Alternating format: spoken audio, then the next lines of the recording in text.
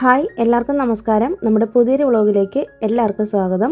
Sunday evening ഒക്കെ ആയപ്പോഴത്തേനും ഞങ്ങളൊന്ന് പുറത്ത് പോകാമെന്ന് വിചാരിച്ചിട്ട്. അപ്പോൾ ഇന്ന് നമ്മൾ ആമിക്ക് വേണ്ടിയിട്ട് സൈക്കിൾ എടുക്കാനായിട്ട് ശരവണ സ്റ്റോറിലേക്ക് പോവുകയാണ്.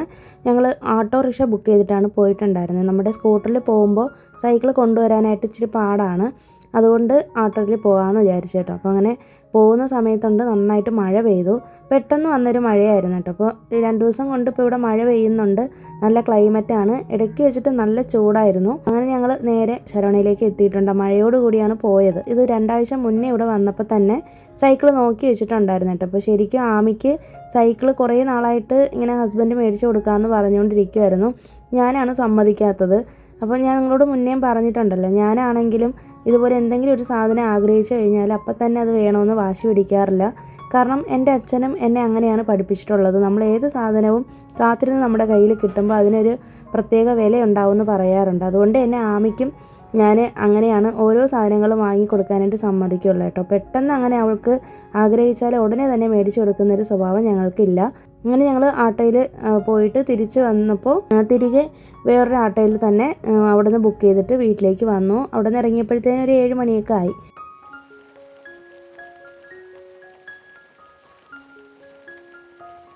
പിന്നെ മൺഡേ രാവിലെയാണ് ഞാൻ വീഡിയോ എടുത്തിട്ടുള്ളത്. നല്ല മഴയാണ്. രാവിലെ തന്നെ എഴുന്നേറ്റപ്പോഴത്തേനും നല്ല അടിപൊളി ക്ലൈമറ്റ് ആയിരുന്നു കേട്ടോ. അപ്പോൾ ഇന്ന് ആമി സ്കൂളിൽ പോകുന്ന ദിവസമാണ്. പിന്നെ ഇന്ന് നമുക്ക് കുറച്ച് ക്ലീനിങ്ങും കാര്യങ്ങളൊക്കെ ചെയ്യാനുണ്ട്.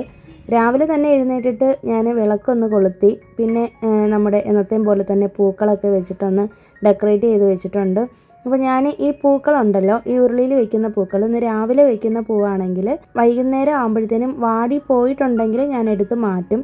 അപ്പോൾ ഞാൻ ഇതിൻ്റെ വെള്ളത്തോട് കൂടി തന്നെ ഈ പൂവ് അങ്ങനെ കൊണ്ടുപോയിട്ട് ചെടിക്കാണ് ഒഴിക്കുന്നത്. ചെടികളുടെ ചുവട്ടിൽ ഒഴിച്ചു കൊടുക്കുമ്പോഴത്തേനും നമ്മളിത് ചവിട്ടി മെതിക്കില്ലല്ലോ. ചവിട്ടി പോകുന്നത് അത്ര നല്ലതല്ല. ചെരുപ്പിട്ടൊന്നും ഈ പൂക്കൾ ചവിട്ടുന്നത് നല്ലതല്ല എന്ന് പറയാറുണ്ട്. നമ്മൾ പൂജാ റൂമിലല്ല വെക്കുന്നത്, എന്നാലും നമ്മൾ അതിൻ്റെ അടുത്ത് ഈ സാമ്പ്രാണിയൊക്കെ വെക്കുന്നത് കൊണ്ടില്ലേ, ഞാൻ ബാൽക്കണിയുടെ ചെടികളിലാണ് ഒഴിച്ചു കൊടുക്കുന്നത്. വാടിയിട്ടില്ല എന്നുണ്ടെങ്കിൽ പിറ്റേ ദിവസം രാവിലെ വരേക്കും വെച്ചേക്കും. വാടിയിട്ടുണ്ടെങ്കിൽ വൈകുന്നേരം എടുത്ത് മാറ്റും. ആമി സ്കൂളിൽ പോയതിന് ശേഷമാണ് ഞാൻ വീഡിയോ എടുത്തിട്ടുള്ളത്. രാവിലെ തന്നെ കുറച്ച് സാധനങ്ങൾ നമുക്ക് വീട്ടിൽ കിട്ടിയിട്ടുണ്ട് കേട്ടോ. ഇത് ഹസ്ബൻഡിൻ്റെ അച്ഛൻ ഇടയ്ക്ക് വെച്ച് ഇങ്ങനെ നാട്ടിൽ പോയിട്ടുണ്ടായിരുന്നു. അപ്പോൾ നാട്ടിൽ പോയിട്ട് വന്നപ്പോഴത്തേനും എൻ്റെ വീട്ടിൽ നിന്ന് അമ്മ കൊടുത്തു വിട്ട കുറച്ച് സാധനങ്ങളാണ്. അങ്ങനെ ചക്കയൊക്കെ കൊടുത്തു വിട്ടിട്ടുണ്ടായിരുന്നു. ചക്ക ഇതുപോലെ പഴുത്ത് പോയ ചക്കയാണ്. ഒരുപാട് പഴുത്തതല്ല, പകുതി പഴുത്ത ചക്കയായിരുന്നു. പ്ലാസ്റ്റിക് കവറിലാണ് കൊടുത്തത്.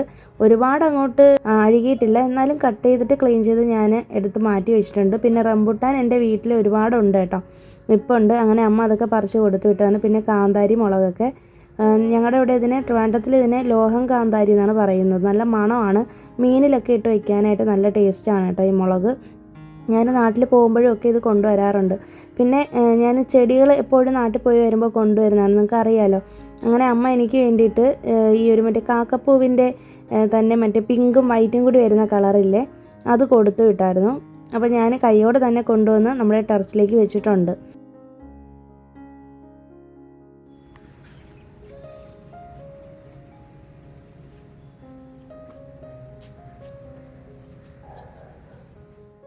പിന്നെ അപ്പോൾ തന്നെ ഞാൻ എന്തായാലും നമ്മുടെ ബാൽക്കണിയിൽ ഡിമാർട്ടിൽ നിന്ന് മേടിച്ചിട്ടുള്ള ഒരു പോട്ട്സ് ഉണ്ടല്ലോ, അത് ഞാൻ ഇതുവരെയും യൂസ് ചെയ്തില്ല. ബാൽക്കണിയിലും കൂടി ഞാൻ അതൊന്ന് ഫില്ല് ചെയ്തിട്ട് മണ്ണ് നിറച്ച് വെച്ചിട്ട് 10 മണികൾ വയ്ക്കാമെന്ന് വിചാരിച്ചിട്ട്. അപ്പോൾ നമുക്കിന്ന് ബാൽക്കണിയിൽ കുറച്ച് ചെടികളൊക്കെ മാറ്റാനും ഒക്കെ ഉണ്ട്. അപ്പോൾ അതെന്തായാലും കൈയോടെ ചെയ്യാമെന്ന് ഓർത്തു. ഞാനിപ്പോൾ ഗ്ലൗസ് ഒന്നും ഇട്ടിട്ടില്ല. ഞാൻ സാധാരണ മണ്ണിൽ കൈ വയ്ക്കുന്ന സമയത്ത് ഗ്ലൗസ് ഇടാറില്ല കേട്ടോ. കാരണം എനിക്കങ്ങനെ അലർജിയൊന്നും ആളല്ല. കൊച്ചിലെ മുതലേ നമ്മളിങ്ങനെ ചെടിയൊക്കെ വെച്ച് ശീലിച്ചത് കൊണ്ട് തന്നെ അതിൻ്റെ ആവശ്യമില്ല. ഇപ്പോൾ നിങ്ങൾക്ക് ഗ്ലൗസ് ഇടണം എന്നുള്ള ആഗ്രഹമുള്ളവർക്കാണെങ്കിൽ ഇട്ടിട്ട് ചെയ്യാം. നന്നായിട്ട് ഹാൻഡ് വാഷ് ചെയ്തതിന് ശേഷം മാത്രമാണ് ഞാൻ പിന്നീട് കിച്ചണിലേക്ക് കയറുള്ളൂ. ഇല്ലെങ്കിലും നന്നായിട്ട് ഡെറ്റോളും സോപ്പും ഒക്കെ ഇട്ടിട്ട് കൈ കഴുകിയിട്ട് മാത്രമാണ് ഞാൻ പിന്നീട് അടുത്ത പണികളൊക്കെ ചെയ്യുള്ളൂ കേട്ടോ. കയ്യിൽ മണ്ണൊക്കെ ഉള്ളതുകൊണ്ട് നന്നായിട്ട് കഴുകും, അതിന് ശേഷമാണ് ബാക്കി പണികൾ ചെയ്യുള്ളൂ. അപ്പോൾ ഞാൻ ഈ ഒരു പോട്ട്സ് ഡിമാർട്ടിൽ നിന്ന് മേടിച്ചിട്ടുള്ളതാണ്. നമ്മൾ ഡിമാർട്ട് ഷോപ്പിംഗ് ഒക്കെ ഇട്ടിട്ടുള്ളതാണ്, വ്ളോഗിൽ നമ്മൾ കാണിച്ചിട്ടുണ്ട്. അപ്പോൾ ഞാൻ കുറേ നാളായിട്ട് ആഗ്രഹിക്കുന്നതാണ് കേട്ടോ, ഇതുപോലെ റെക്റ്റാങ്കിൾ ഷേപ്പിലുള്ള ഈ ഒരു ചെടിച്ചട്ടി ബാൽക്കണിയിൽ വെക്കണമെന്ന്. എനിക്ക് ഭയങ്കര ഇഷ്ടമാണ്. ഞാൻ ശരിക്കും ഇതുപോലെ കളർഫുള്ളായിട്ടുള്ളത് കിട്ടുമോ ഇല്ലയെന്ന് എനിക്ക് അറിയത്തില്ലായിരുന്നു. ഞാൻ എന്തായാലും ഓൺലൈനിൽ നോക്കാമെന്ന് വിചാരിച്ചിട്ടാണ് ഇരുന്നത്.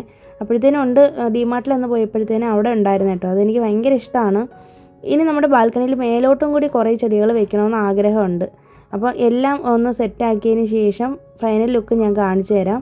പിന്നെ ഞാനിവിടെ നിൽക്കുന്ന എല്ലാ പോട്ടിൽ നിന്നും ചെടികൾ അങ്ങോട്ടും ഇങ്ങോട്ടൊക്കെ മാറ്റി വയ്ക്കുന്നുണ്ട്. കാരണം നമുക്കിപ്പോൾ ബാൽക്കണിയിൽ വെച്ചേക്കുന്ന ഒരു 10 മണിയാണ് വെച്ചേക്കുന്നത് ലാസ്റ്റ് ഇരിക്കുന്നതിൽ. അപ്പോൾ അതിൽ നിന്ന് ഇങ്ങനെ ഒടിച്ചൊടിച്ച് നട്ട് കൊടുത്താലാണ് നന്നായിട്ട് തിങ്ങി ഞെരിങ്ങി വളരുള്ളൂ. അപ്പോൾ അതിന് വേണ്ടിയിട്ട് എല്ലാം കൂടി ഒന്ന് മാറ്റിയൊക്കെ നടുന്നുണ്ട്. മാത്രമല്ല പലതരത്തിലുള്ള കളേഴ്സ് മിക്സ് ചെയ്തിട്ടാണ് ഞാൻ ചെടികൾ വയ്ക്കുന്നത്.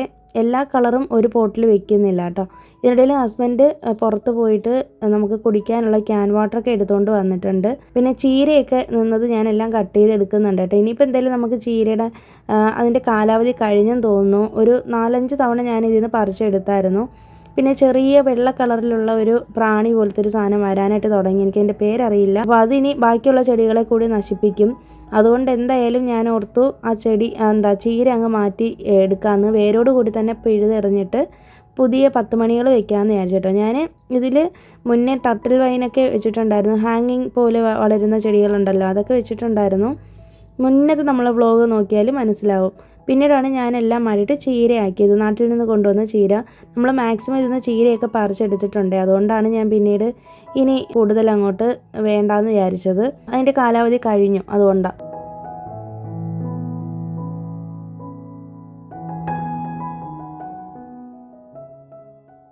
പിന്നെ അത് കഴിഞ്ഞിട്ട് എന്തായാലും അവിടെ ക്ലീൻ ചെയ്യണം ബാൽക്കണി. ഞാനത് വൈകുന്നേരം ക്ലീൻ ചെയ്യുന്നുള്ളൂ. എനിക്കിനിപ്പോൾ വയ്യ എല്ലാം കൂടി ചെയ്യാനായിട്ട്. കുറച്ച് നേരം റെസ്റ്റ് എടുക്കാമെന്ന് വിചാരിച്ചു കേട്ടോ. പിന്നെ എല്ലാ ദിവസവും രാവിലെയും ഉച്ചയ്ക്കും വൈകുന്നേരവും രാത്രിയും 4 നേരം എൻ്റെ അമ്മ വിളിക്കാറുണ്ട്. അമ്മ വിളിച്ചില്ലെങ്കിൽ ഞാനെങ്കിലും അങ്ങോട്ട് വിളിക്കാറുണ്ട്. എനിക്ക് എന്നും അമ്മയോട് സംസാരിച്ചില്ലെങ്കിൽ എന്തോ ഒരു ഭയങ്കര ബുദ്ധിമുട്ട് തോന്നും. അമ്മയ്ക്കാണെങ്കിലും അതുപോലെ തന്നെയാണ്. അപ്പോൾ ഞാൻ എൻ്റെ ജോലികൾക്കിടയിലാണ് അമ്മയെ വിളിക്കുന്നത്. അങ്ങനെ കുറച്ച് നേരം അമ്മയോട് സംസാരിച്ചു. ശരിക്കും എൻ്റെ അനിയൻ്റെ വൈഫ് എപ്പോഴും ചോദിക്കാറുണ്ട് ഇത്രത്തോളം സംസാരിക്കാനാണ് എന്താണ് സംസാരിക്കാനുള്ളതെന്ന്. പക്ഷേ എനിക്ക് തന്നെ എപ്പോഴും അത്ഭുതം തോന്നാറുണ്ട് കേട്ടോ. ഞാനും അമ്മയും കൂടി സംസാരിക്കുമ്പോൾ പ്രത്യേകിച്ച് കാര്യങ്ങളൊന്നും ഇല്ലെങ്കിലും എന്തെങ്കിലുമൊക്കെ സംസാരിച്ചുകൊണ്ടിരിക്കും. അപ്പം നിങ്ങളും എന്നെപ്പോലെ ആണോ എന്ന് കമൻറ്റ് ചെയ്തേക്കണേ. നമുക്ക് അമ്മമാരോട് സംസാരിക്കാനായിട്ട് അങ്ങനെ പ്രത്യേകിച്ച് ഒരു ലിമിറ്റൊന്നും ഇല്ല എന്നാണ് എനിക്ക് തോന്നുന്നത്. പെൺകുട്ടികൾക്ക് അങ്ങനെയാണെന്നാണ് എൻ്റെ ഒരു വിശ്വാസം. ഒട്ടുമിക്ക അമ്മമാരോടും പെൺമക്കൾ അങ്ങനെ തന്നെ ആയിരിക്കും എന്നാണ് എനിക്ക് തോന്നുന്നത്. ഞാൻ കൈയോടെ തന്നെ തുണികളൊക്കെ ഒന്ന് മടക്കി വയ്ക്കാമെന്ന് ഓർത്തു കേട്ടോ. ഞങ്ങൾക്കുള്ള തുണികൾ ഹസ്ബൻഡിൻ്റെതും എൻ്റെതും ആമിയുടേതും എല്ലാം മടക്കി വെച്ചു. അപ്പോൾ നമ്മുടെ ചെറിയ റൂം ഈ ഒരു അവസ്ഥയിലാണ് ഇപ്പോൾ ഇരിക്കുന്നത്. നമ്മുടെ പഴയ ഷെൽഫാണിത്. അതിൽ ഞാൻ കുറച്ച് റെയിൻകോട്ടും സ്വെറ്ററും പിന്നെ ആമിയുടെ അടുത്ത ടൈമിൽ വേണ്ടുന്ന ടെക്സ്റ്റ് ബുക്കും നോട്ട്സും ഒക്കെ ഞാനിവിടെയാണ് വെച്ചേക്കുന്നത്. പിന്നെ ഈ ഒരു പുതിയ അലമാര മൈക്ക പോലത്തെ മെറ്റീരിയലാണ്.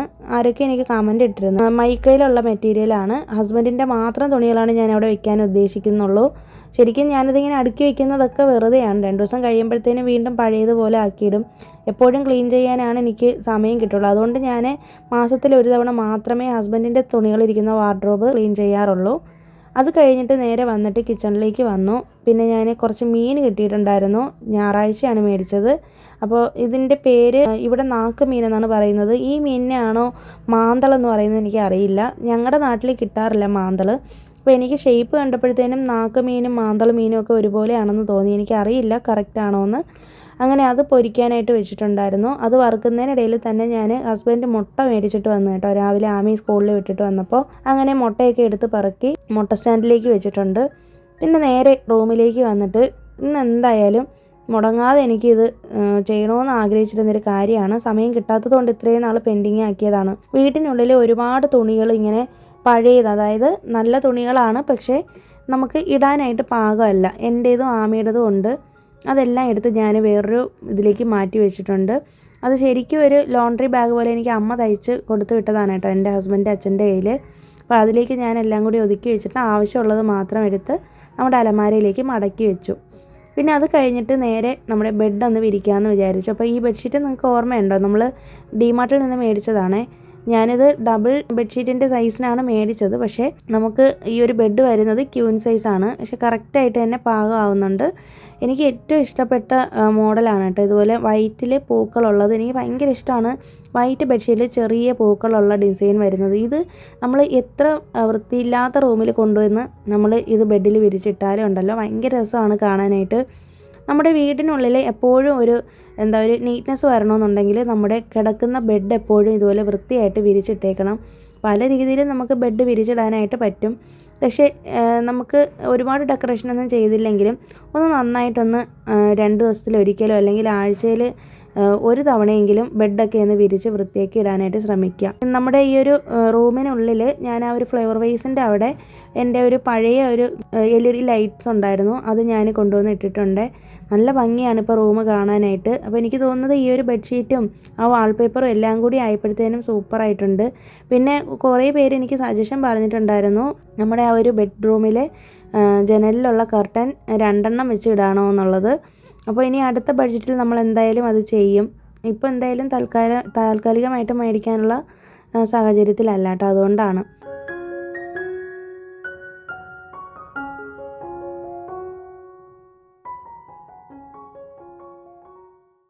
അങ്ങനെ ഞാൻ അതൊക്കെ ചെയ്തുകൊണ്ടിരുന്നപ്പോഴത്തേനും ഒരു പാഴ്സൽ വന്നിട്ടുണ്ട്. അപ്പം ഞാനിത് ആമിക്ക് ഓണത്തിനിടാൻ വേണ്ടിയിട്ട് മേടിച്ചിട്ടുള്ള ഡ്രസ്സാണ്.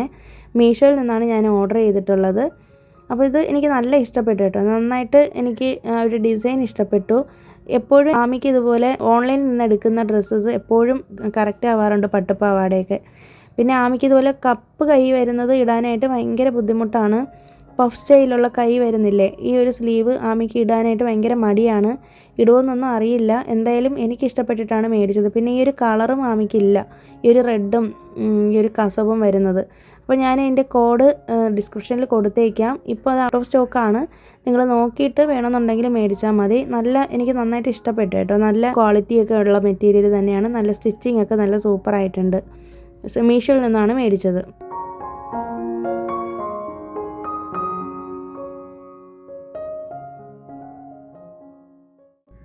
പിന്നെ അത് കഴിഞ്ഞിട്ട് ഭക്ഷണമൊക്കെ കഴിച്ചു, ലഞ്ചൊക്കെ കഴിച്ചതിന് ശേഷം കുറച്ച് നേരം വീഡിയോ എഡിറ്റിങ്ങും കാര്യങ്ങളൊക്കെ ചെയ്തു. അത് ചെയ്തുകൊണ്ടിരുന്നപ്പോഴത്തേനും ആമി വന്നു. ആമി വന്നപ്പോൾ ഞാൻ അവൾക്ക് ഇങ്ങനെ സർപ്രൈസായിട്ട് കാണിച്ചു കൊടുത്തതാണ്. ഇതുപോലെ അച്ഛൻ അവൾക്ക് മേടിച്ചു കൊടുത്ത ഓണക്കോടി എന്നൊക്കെ പറഞ്ഞിട്ട്. ആളത്ര നല്ല മൂഡിലല്ല ഇരിക്കുന്നത്, ഉറക്കം വന്നിട്ട് ഇരിക്കുകയാണ്, അതുകൊണ്ടാണ് ആ ഒരു ഉന്മേഷം ഇല്ലാതിരിക്കുന്നത്. പിന്നെ അവൾ ഇട്ടേക്കുന്ന ഡ്രസ്സ് വീട്ടിൽ നിന്ന് അമ്മ ഇങ്ങനെ തയ്പ്പിച്ച് കൊടുത്തു വിട്ട ഡ്രസ്സാണ്. അവൾക്ക് ഇതുപോലത്തെ പട്ടുപാവാട പോലെ ഇങ്ങനെ പെറ്റിക്കോട്ട് മോഡൽ വരുന്ന പട്ടുപാവാടയാണ് ഭയങ്കര ഇഷ്ടം. അവൾക്ക് ഓൾറെഡി ഒരെണ്ണം ഉണ്ട്, അപ്പോൾ അത് മാത്രമാണ് എപ്പോഴും ഇടുന്നത്. അതുകൊണ്ട് ഒരെണ്ണം കൂടി അമ്മ തയ്പ്പിച്ച് കൊടുക്കാമെന്ന് പറഞ്ഞിട്ട് അങ്ങനെ ഹസ്ബൻഡ് അച്ഛൻ്റെയിൽ തയ്പ്പിച്ച് കൊടുത്തതാണ് കേട്ടോ. പിന്നെ അത് കഴിഞ്ഞിട്ട് ഞാൻ പറഞ്ഞല്ലോ, രാവിലെ നമ്മൾ ബാൽക്കണിയിൽ ചെടികൾ വെച്ചപ്പോഴത്തേനും ആയിട്ടുള്ള അഴുക്കൊന്നും ഞാൻ ഇതുവരെയും ക്ലീൻ ചെയ്തില്ലായിരുന്നു. അപ്പോൾ ഞാൻ അതൊക്കെ എന്തായാലും ക്ലീൻ ചെയ്യാമെന്ന് വിചാരിച്ചു. അങ്ങനെ അതൊക്കെ ചെയ്യുന്നുണ്ട്. പിന്നെ ഇന്ന് തിങ്കളാഴ്ചയാണല്ലോ, അതുകൊണ്ട് തന്നെ വൈകുന്നേരം ഒന്ന് മോപ്പിംഗ് ചെയ്യാമെന്ന് വിചാരിച്ചു. പിന്നെ വിളക്കൊക്കെ ഇന്ന് തുടയ്ക്കണമായിരുന്നു. ശരിക്കും ഞാൻ സാറ്റർഡേ വിളക്ക് ക്ലീൻ ചെയ്ത് വെച്ചിട്ടുണ്ട്. അതുകൊണ്ട് ഞാൻ എന്തായാലും അഴുക്കില്ലാത്തതുകൊണ്ട് മൺഡേ ചെയ്യുന്നില്ല. അത് ഇനിയിപ്പോൾ എന്തായാലും ബുധനാഴ്ചയെ ഞാൻ വിളക്ക് ക്ലീൻ ചെയ്യുന്നുള്ളൂ. നമ്മുടെ ലൈഫിൽ കുറേ പേര് നമുക്ക് എതിരായിട്ട് നിന്ന് സംസാരിക്കുമല്ലേ. കുറേ പേരെന്ന് വെച്ചിട്ടുണ്ടെങ്കിൽ എല്ലാവരും അല്ല, നമ്മൾ എത്ര സ്നേഹിക്കുന്നവരാണെന്ന് പറഞ്ഞാലും ഒരു നിമിഷമെങ്കിലും ഒരു തവണയെങ്കിലും നമ്മളെ മനസ്സൊന്ന് വേദനിപ്പിക്കാതെ പോകുന്ന ആൾക്കാർ കാണില്ല എന്നാണ് എനിക്ക് തോന്നുന്നത്. നമ്മൾ ഒരു വിഷമത്തിലിരിക്കുന്ന സമയത്ത് നമ്മൾ വിചാരിച്ചതുപോലെ ഒരു സപ്പോർട്ടോ അല്ലെങ്കിൽ നമ്മളെ വേദനിപ്പിക്കുന്ന രീതിയിലൊരു വാക്കോ ആരെങ്കിലും പറഞ്ഞു കഴിഞ്ഞാൽ, മുന്നേക്കെ ആണെങ്കിൽ ഞാനിതുപോലെ കരഞ്ഞുകൊണ്ടിരിക്കുമായിരുന്നു കേട്ടോ. എനിക്ക് ആരെങ്കിലും എന്തെങ്കിലും പറഞ്ഞാൽ പെട്ടെന്ന് വിഷമം വരുന്ന ഒരാളായിരുന്നു മുന്നേ. ഭയങ്കര സെൻസിറ്റീവായിട്ടുള്ള ഒരാളാണ്. അതുകൊണ്ട് തന്നെ ആ ഒരു കാര്യം ഓർത്ത് കരഞ്ഞുകൊണ്ടിരിക്കും. ആലോചിച്ച് 3-4 ദിവസമൊക്കെ കരഞ്ഞുകൊണ്ടിരിക്കുമായിരുന്നു.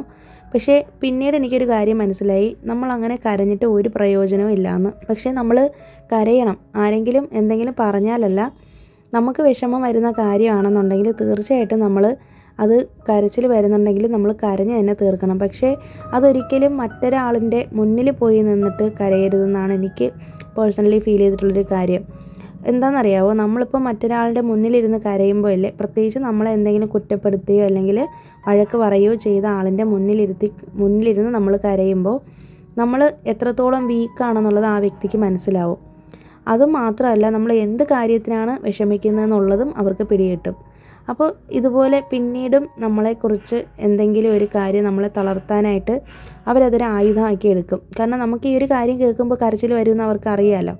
അപ്പോൾ അതുകൊണ്ട് ഞാൻ ചെയ്യുന്ന കാര്യം എന്ന് പറയുന്നത്, ഇപ്പോൾ എനിക്ക് ആരെന്തെങ്കിലും പറഞ്ഞു കഴിഞ്ഞാൽ വിഷമം വന്നു കഴിഞ്ഞാൽ ഞാൻ ഒറ്റയ്ക്ക് ബാത്റൂമിൽ പോയിരുന്നിട്ട് പെട്ടെന്ന് അങ്ങ് കരഞ്ഞ് കണ്ണൊക്കെ ഒന്ന് തുടച്ച് ഒന്ന് റിലാക്സ്ഡ് ആവും.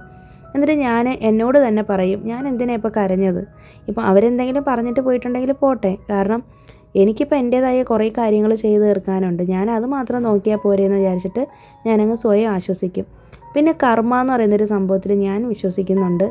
നമ്മൾ ഒരാളെ വേദനിപ്പിക്കുകയോ ഒരു വാക്കുകൊണ്ടോ നോട്ടം കൊണ്ടോ ഏത് രീതിയിൽ നമ്മളൊരാളെ വേദനിപ്പിച്ചാലും അതിപ്പോൾ ഞാൻ ചെയ്താലും പെട്ടെന്ന് തന്നെ അല്ലെങ്കിൽ കുറച്ച് ദിവസത്തിനുള്ളിൽ തന്നെ അവർക്ക് അതിൻ്റെ ഇരട്ടി ആഴത്തിൽ അതേ വേദന അവർക്ക് കിട്ടിയിരിക്കുന്നത് തന്നെയാണ് ഞാൻ വിശ്വസിക്കുന്നത്. കാരണം എൻ്റെ പല അനുഭവങ്ങളിൽ നിന്നും എനിക്കത് ബോധ്യപ്പെട്ടിട്ടുള്ളൊരു കാര്യമാണ്.